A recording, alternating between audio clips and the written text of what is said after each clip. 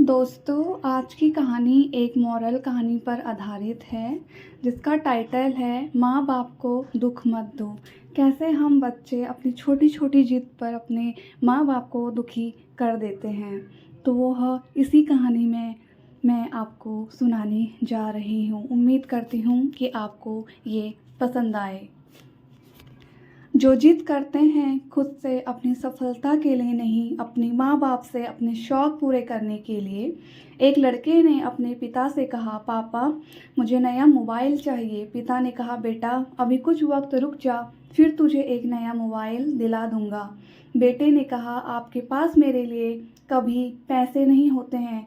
मेरे सब दोस्त अच्छे रहते हैं, किसी के पास कोई कमी नहीं है, केवल मेरे पास ही हर चीज़ की कमी होती है।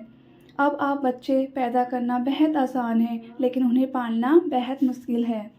जब आप मेरी ज़रूरत पूरी कर ही नहीं सकते तो क्या मतलब इस घर में रुकने का।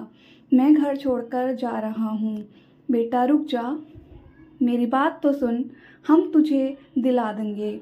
माता और पिता ने बेटे को रोकने और समझाने की काफ़ी कोशिश की, लेकिन वह नहीं रुका। गुस्से में उसने बैग पैक किया और घर से निकल पड़ा। लेकिन घर से निकलते वक्त गलती से उसने अपने पिता की डायरी अपने बैग में डाल ली। पिता की आदत थी कि वह हमेशा डायरी लिखे करते थे और उनकी डायरी को छूने की परमिशन किसी को भी नहीं थी।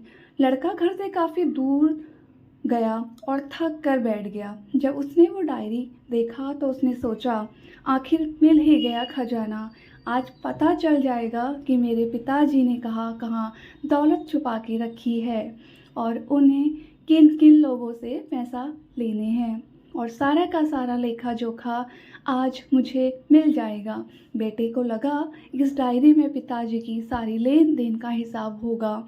जैसे ही लड़के ने उस डायरी को पढ़ना शुरू किया, उसकी आंखों से आंसू बहने लगे।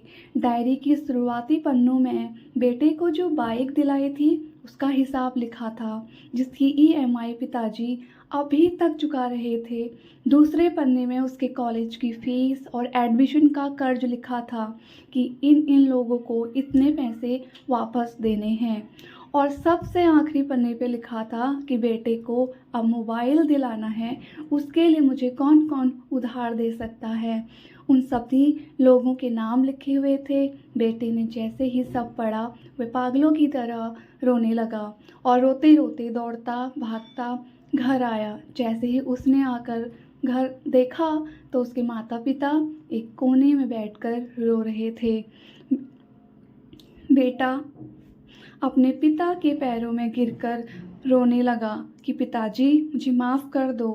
पिता ने कहा, बेटा तू मत रो, तुझे मोबाइल मिल जाएगा।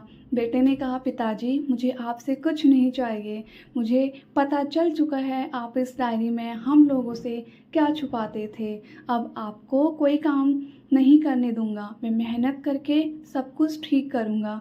ये सुनकर पिताजी ने बेटे को गले से लिया। दोस्तों, माँ बाप अपना पूरा जीवन, अपनी पूरी खुशी अपने बच्चों के लिए कुर्बान कर देते हैं, लेकिन कुछ बच्चे को लगता है कि माँ बाप ने उनके लिए कुछ नहीं किया। वह कभी आपको अपनी समस्या नहीं बताते, भले ही वह कितनी बड़ी समस्या से गुजर रहे हों।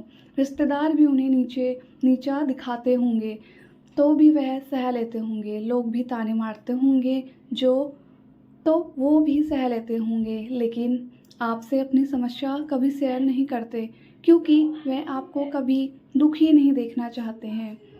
अब आपका फ़र्ज़ बनता है अपने माँ बाप को अच्छी तरह रखना और उन्हें सुख देना, ताकि वह भी अपने जीवन का बचा हुआ समय सुख में गुजार सके। यदि आप अभी भी नींद में सोए हुए हो तो आप जागिए और अपने शौक़ पूरे करने पर नहीं, अपने करियर बनाने पर ध्यान दीजिए, क्योंकि अगर आप अपने माँ बाप के रहते कुछ नहीं कर पाए तो बाद में आप सोने का महल भी बना लोगे ना, उसमें भी आपको नींद नहीं आएगी। अपने जीवन में कुछ बेहतर कर लीजिए, ताकि आपको माता पिता को उम्र होने के बाद भी कमाना करना पड़े। अगर कहानी अच्छी लगी हो तो इसे सभी के साथ शेयर कीजिएगा। Thank you for watching. Bye.